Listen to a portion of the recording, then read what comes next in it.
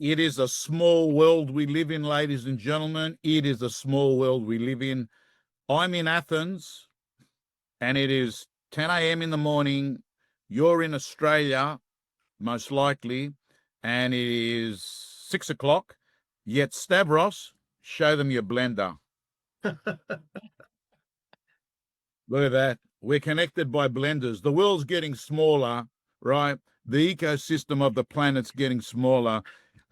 Two human beings, by coincidence, end up holding the same blender. Now, I've got to tell you, before we move on to this wonderful webinar, and I think we're going to find out the reasons why Local Agent Finder became rumor. Actually, I just thought about it. It was only a rumor. It never really happened. I just thought about that now. It was only a rumor. It never really happened. And then Local Agent Finder has gone back to the great brand that we got accustomed to, that we liked, because it actually explained what they did. And that's going to be a little bit about what we're going to cover, because this webinar today is brought to you by Local Agent Finder. Let me say it again 3 times. Local Agent Finder. Local Agent Finder. The brand is Local Agent Finder.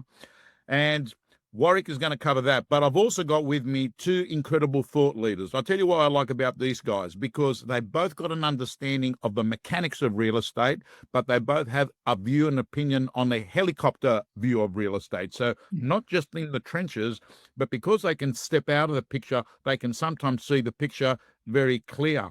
Avi Khan from Ray White in Queensland, and Stav. And if there's a guy that should say this correctly, it should be me, particularly when you're in Athens right at this moment, right? You should be able to say that. But I'm going to say Stavros Ambatzidis. Close enough. Say it. Ambatzidis.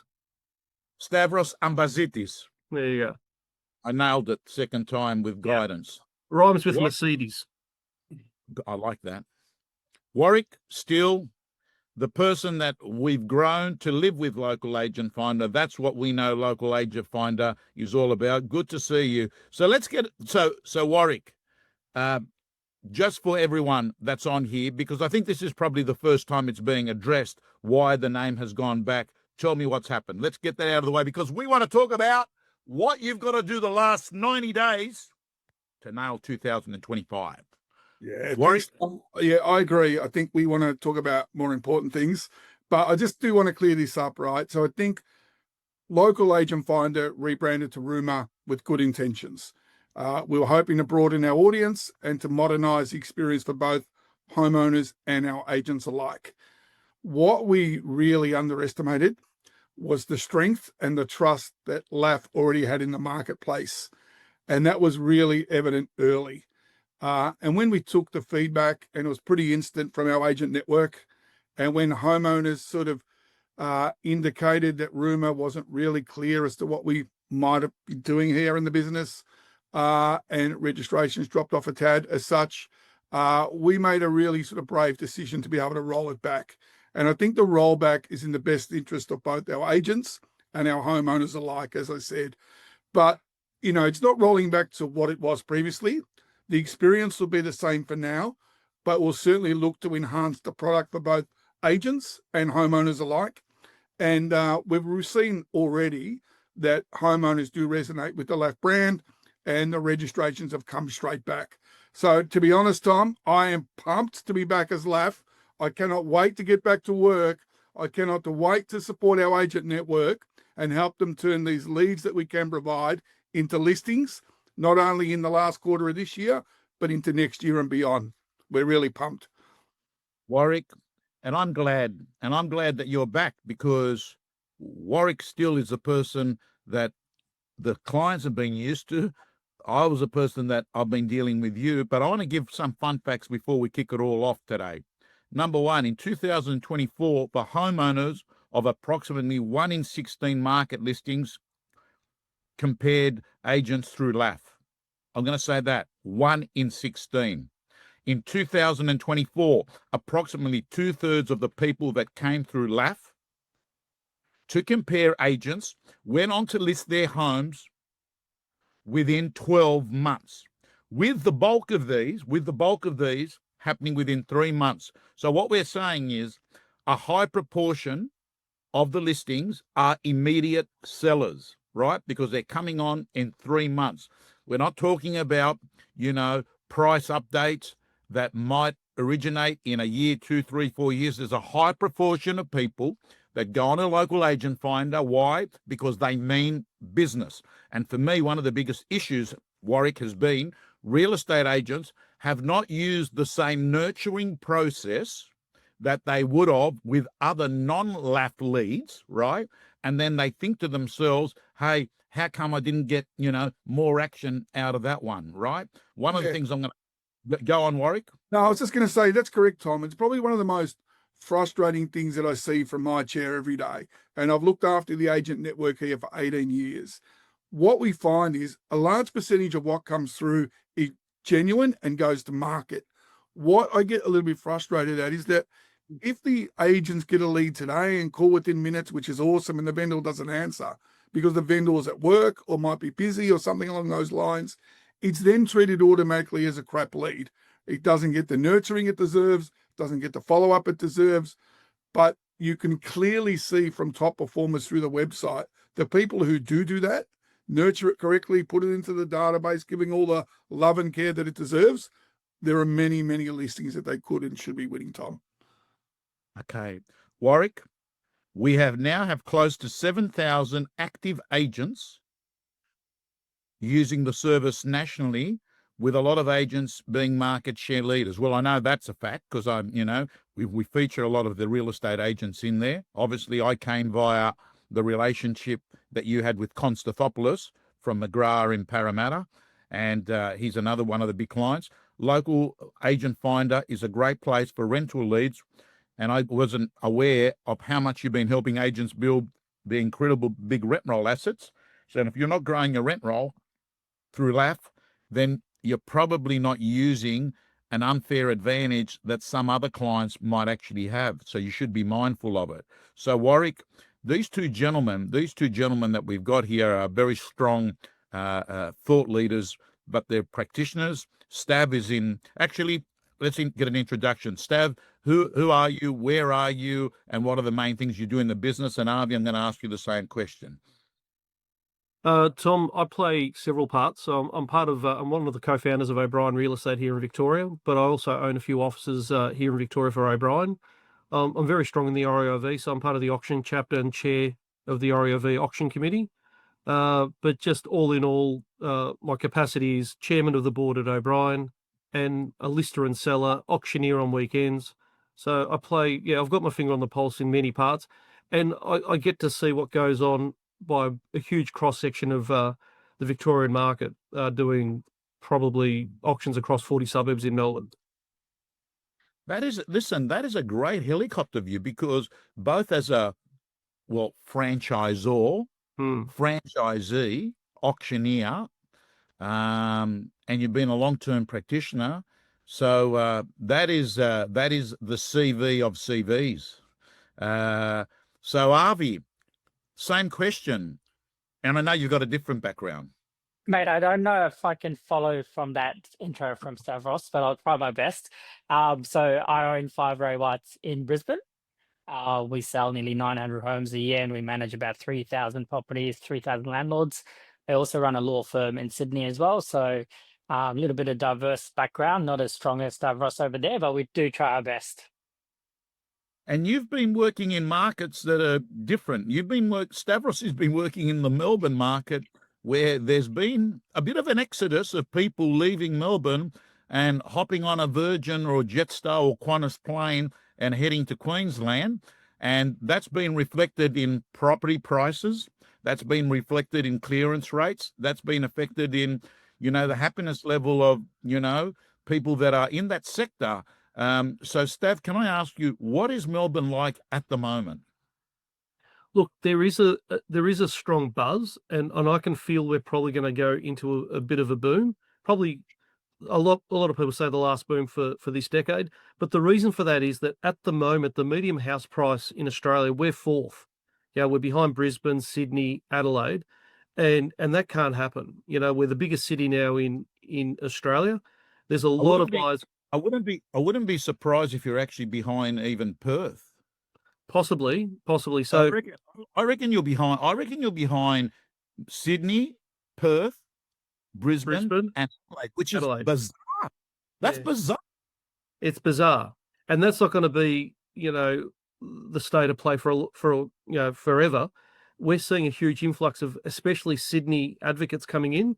A lot of Sydney investors buying in, particularly in the Frankston areas, Carrum Downs, Seaford. So we're seeing a huge influx of investors buying in because now's the time to buy. The curveball is about to go up in Melbourne. So if you're looking at buying, I honestly believe, and it's not just real estate speak that I say that, I believe it's the truth. Look, I was one of the Exodus.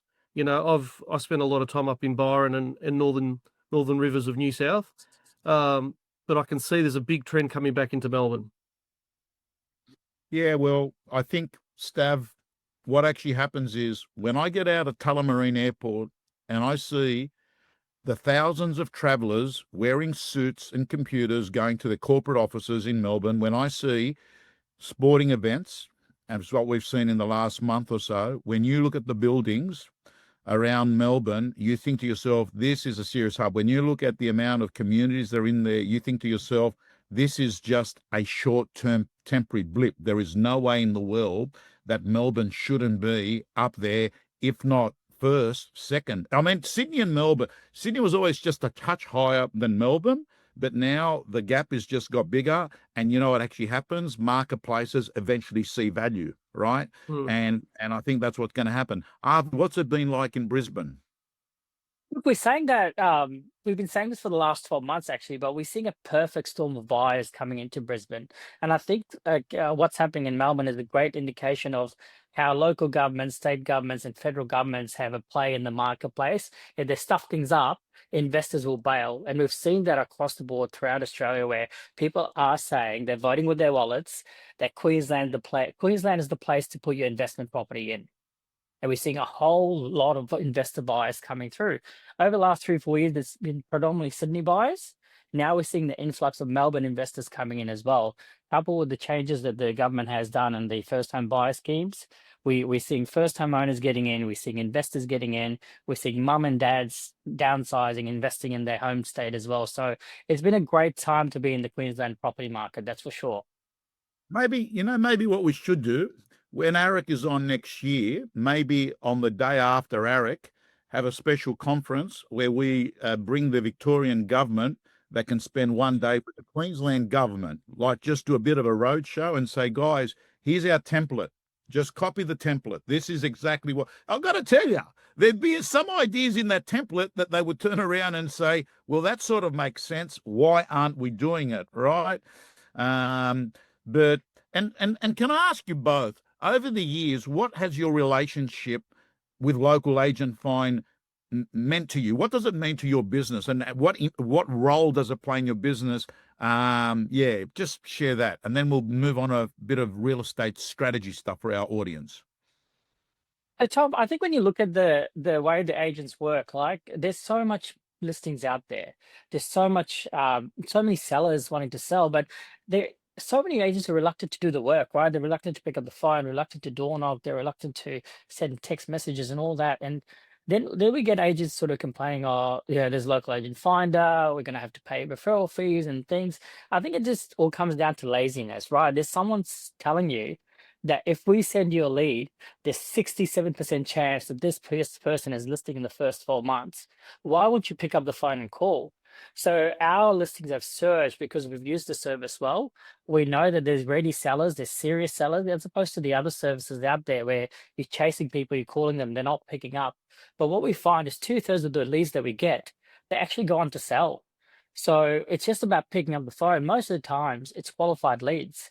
There's someone on the other end of the phone helping us convert those leads as well. Like we get follow-up texts from Local Agent Finder now saying, hey, this person's back on the profile, they're viewing the listing, they're viewing the information again, time for you to call them. So we've built up our market share by using the service. And now what we're trying to do is build up our rental pool as well by using the rental leads as well. So it's been very effective for us.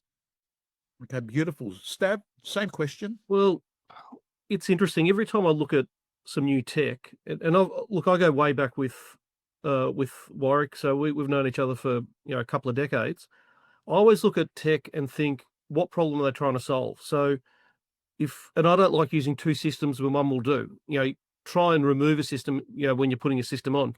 One thing that I could say Warwick and Local Agent Finder have been for us is they're more of a business growth partner.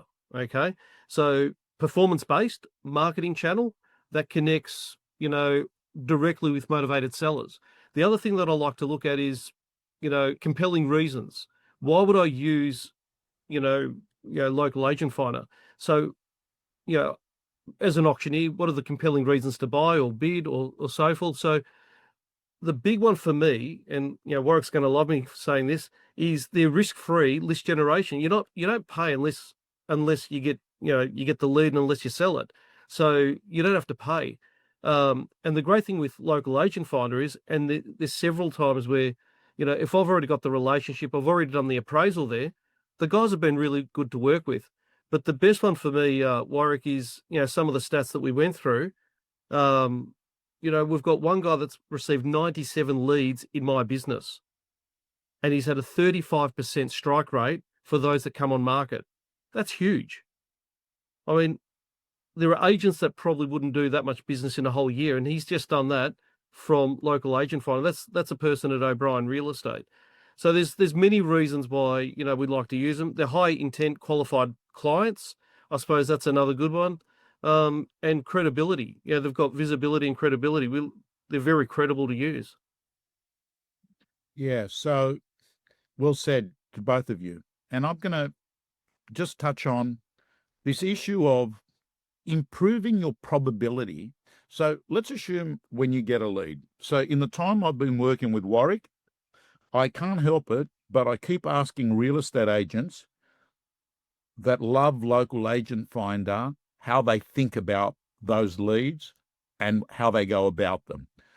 And the first thing I'll echo is that they say to me that the skill is that it's not one and done.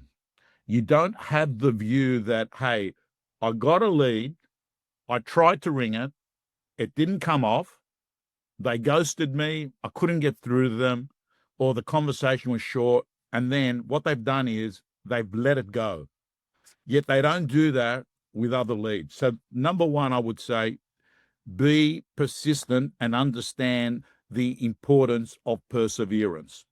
The second thing is speed. I noticed that these people that have actually gone on to Local Agent Finder and pressed, the keyboard, they love a response to that keyboard quick, right? Because we live in a world now where speed is a very highly valued currency.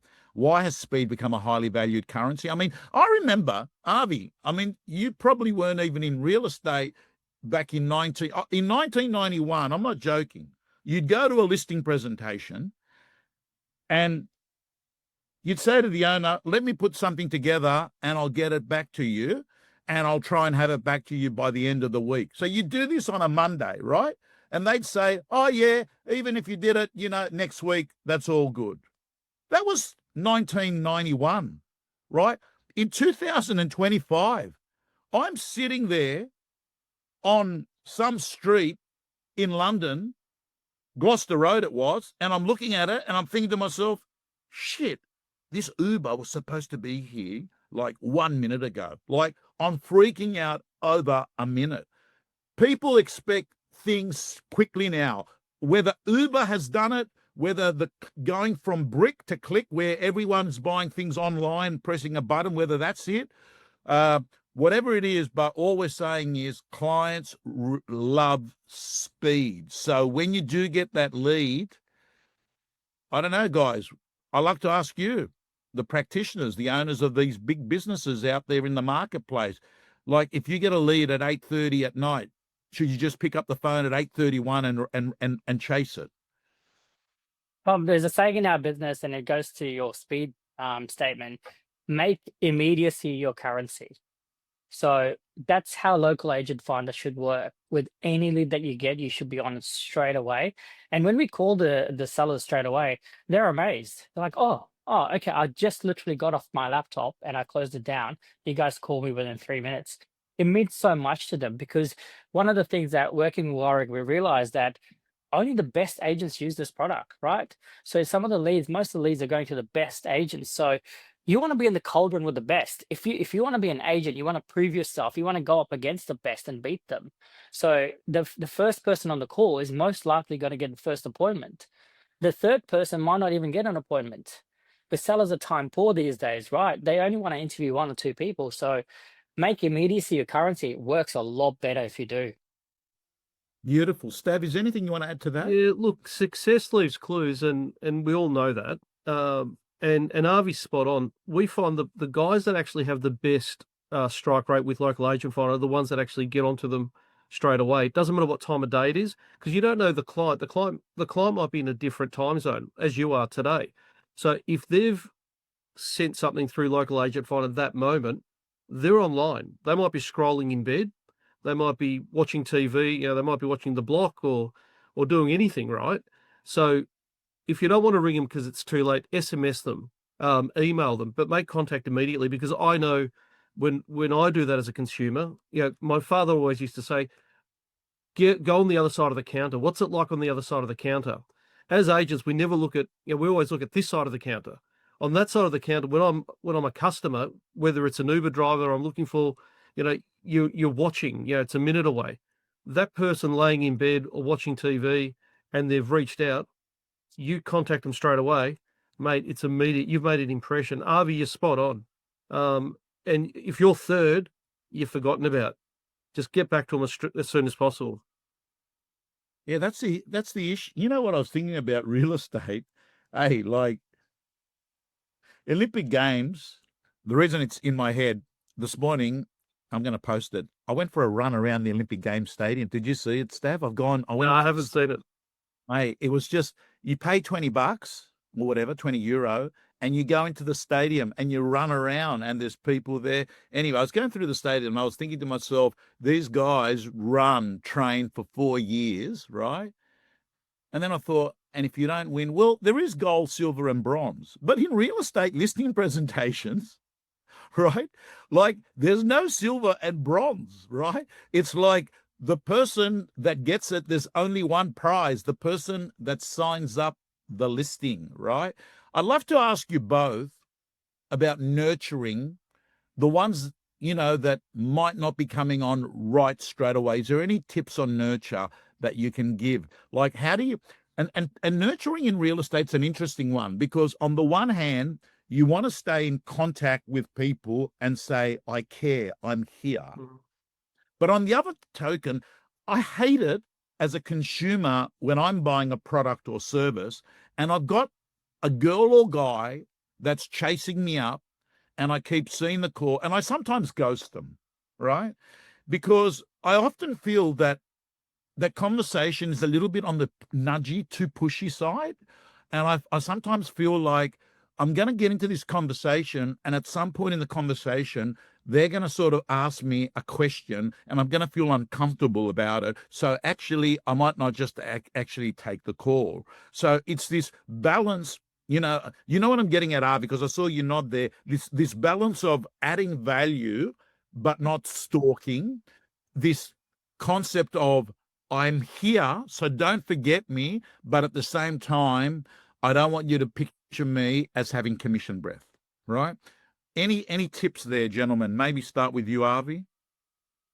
Look, I think one of the concepts that we have in our business at the moment is apology prospecting, right? So Tom, say I've done an open home, 2:00, probably 3 streets down from you. You've told me you're about 6-7 weeks away. We're trying to nurture you. So, hey, Tom, it's just Avi here from Ray White AKGs. Just letting you know, I've just done an open home, about 3-4 streets down from your house. We've had 16 groups during the first 20 minutes. I think one of them will grab the house, but there's going to be 15 people left over. Just talking to them now, there's offers coming in. Look, I'm so sorry to call you like this. I know you're 6 weeks away, Tom, but I wouldn't be doing my job if I didn't let you know that I'm going to have 15 buyers ready to go. I just want your permission to see if I can bring them through this Monday. Would 4 o'clock suit you? Like, Gold. that's the way you nurture. That's the way you nurture. You give them things to talk about. You give them things value that you've got buyers that have missed out. Rather than one of the pet peeves I have, Tom, is like, hey Tom, it's just Avi here calling to touch base. Like it just does nothing for the client. So nurturing has to have a strategy.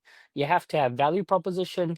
It's the touch base thing that there's no value proposition. That's why we get annoyed with those things, right, Tom?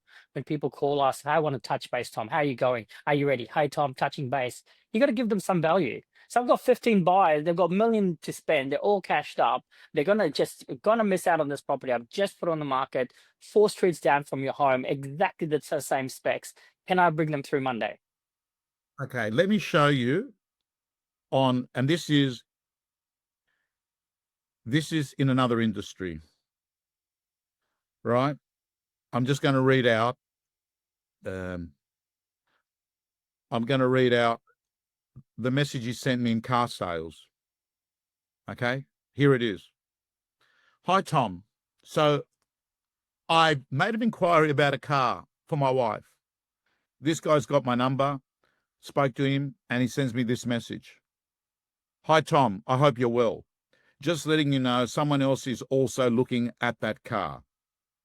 Just wondering if you've decided. Wouldn't want you to miss out on it. So I want to respond back. They can have it. Timing's not right.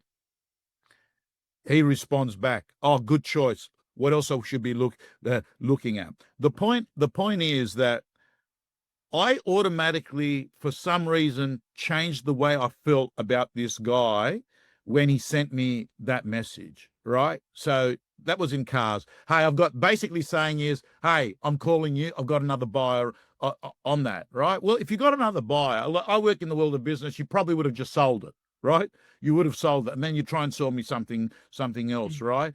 So, Stav, is there anything that you can extend on what Avi said about nurture? Yeah, look, we're all very different, and no one needs to be Stavros and no one needs to be Avi, right? Everyone's got to work on their own strength. There's 32 ways of prospecting. There's so many ways of prospecting, but I grew up on a farm, Avi, and a lot of real estate is farming. You know, we've all heard that you've got farming areas, and you know, you plant the seed and you nurture it and it grows. The way I like to do things is I like to be in the line of sight. The line of sight means that, yes, I don't have commission breath. I want people to remember how they feel after they've dealt with me or met me. So when they think of real estate, then they'll come to me. So we're all very different, the way we do things. And I remember my father saying, you know, you're very lucky. And we are lucky being in real estate. We've got a pen and a phone that we use. He uses a shovel on the farm. You know, he sweats. He works hard. He has droughts. He has floods. We're so lucky that we've got all these tools, like LocalAgentFinder, right? And we've got to use those tools to do what we've got to do. So I like to walk up the street, Tom. I like to meet my public every day. I like to be in the line of sight. You know, I walk up, hey Tom, how are we? Hey Warwick, how you going? And that could take me an hour or two to do that, to walk up and walk back again. But when they're thinking real estate, they think me. I'm not a door knocker, right? I like to get on the phone. I like to, you know, to make a lot of calls. You know, on average, I do about 72 calls a day. But my way of doing nurturing is relationship based. Others do, I don't know, geographical based. So work your strengths, not your weaknesses. Don't try and be stronger at something. My daughter's a good singer, as you know, Tom. And I remember her teacher at school said she's bad at maths and she needs to get a tutor. And I said, mate, can you sing? And he goes, no. What if I got you a tutor? Could you sing? No. You know, what if we really worked hard? Could you sing? He goes, no. I go, how about we focus on her becoming a better singer, right? And not maths. Maths isn't her thing. And everyone needs to work on the same thing. You know, work on your strength and work harder on your strengths to make them better. We can't be all things to all people. So that's how I deal with things, and very different to what Avi just said. And I've got a lot of people that work the way Avi does in my business, but work your own strengths. You know, on the last day before my HSC, sorry, it wasn't the HSC. It was, you know, where the last day before you put your selections for where you want to go, you know, you fill out the form, your preferences for university. I remember going to see a counsellor, at Kingsgrove North High. And I said, I'm so confused. I don't know whether to do business. I'm interested in politics, maybe Bachelor of Arts in Political Science. I said, but I want to do Bachelor of Business, right? Marketing. I was confused. And listen to what she said. Tom, I think you should just pick what you'd like to do and what you're sort of good at, because that's probably going to mean you've got the best chance of winning in that area. And I said, why is that? She goes, really simple. If you pick something that you like and you're okay at it, you'll do lots of it. Because you'll do lots of it, you'll beat people just through sheer work.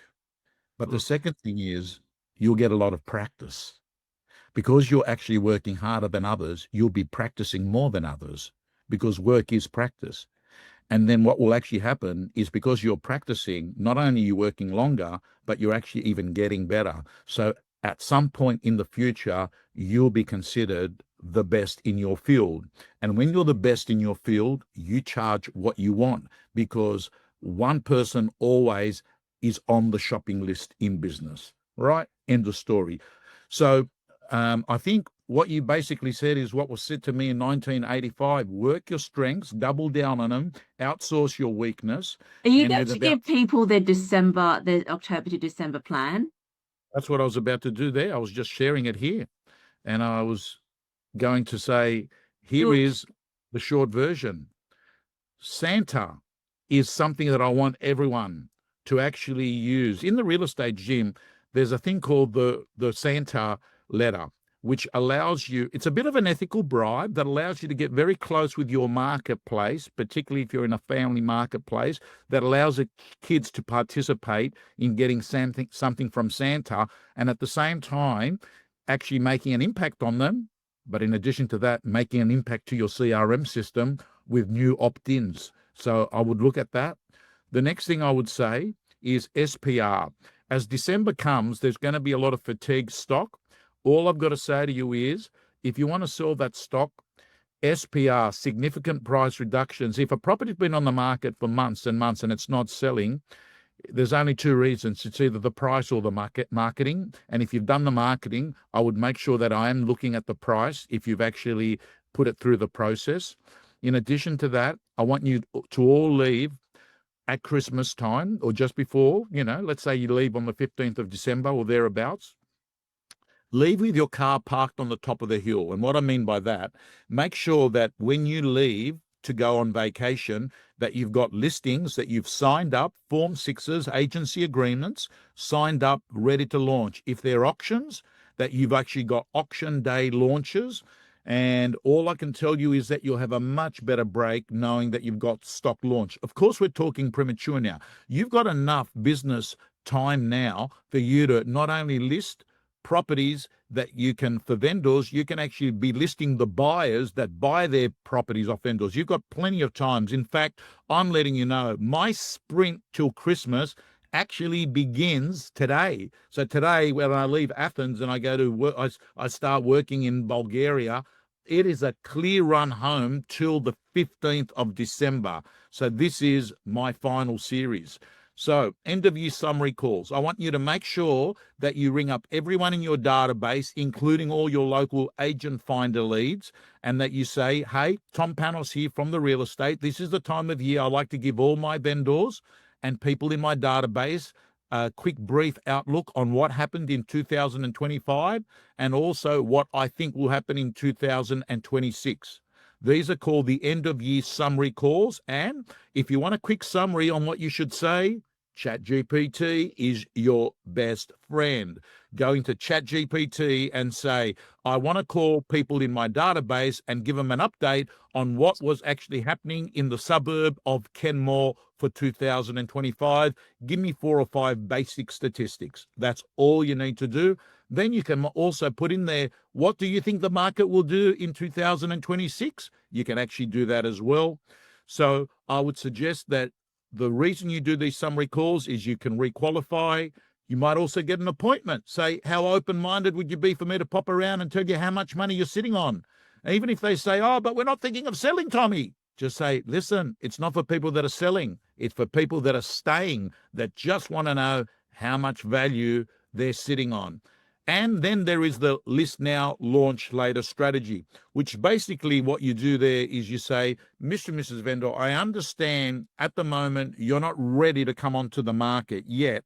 What I'd like to say to you is that you might want to take out insurance. And insurance is called the list now, launch later strategy, where what I do is I just get some paperwork done.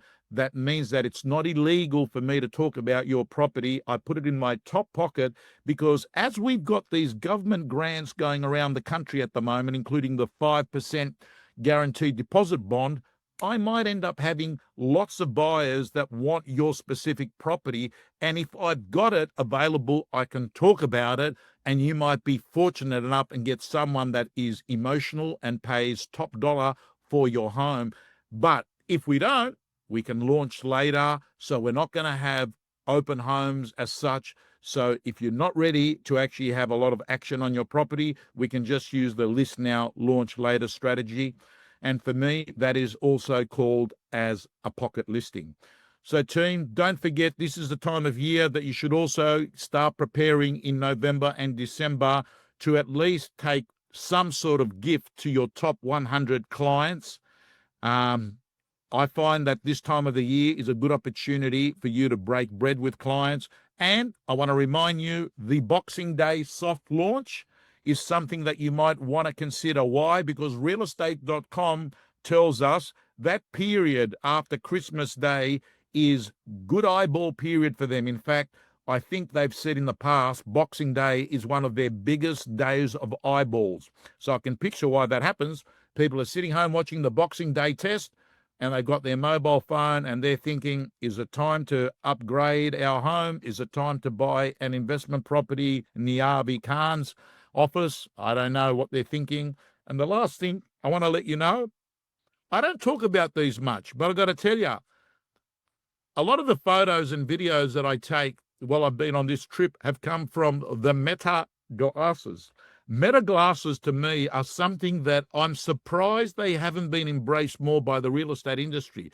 $400 allows you to actually get incredible video content in the moment without people freezing and saying, oh, he's pulled out his phone, right?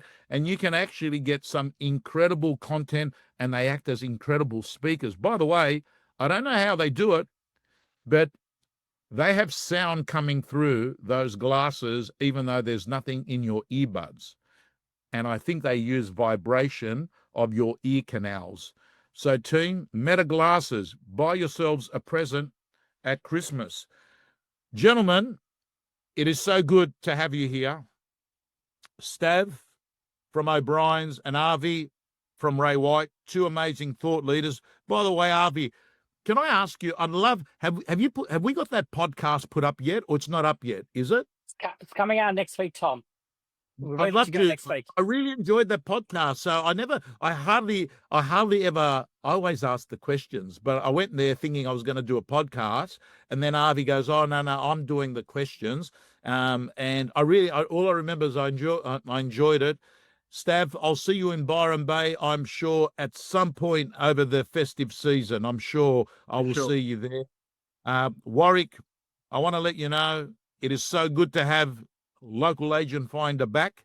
We're going to have a number of other events over the next month as well, covering various real estate topics. So I want to thank all our audience. Thank you so much. Signing off, and see you soon.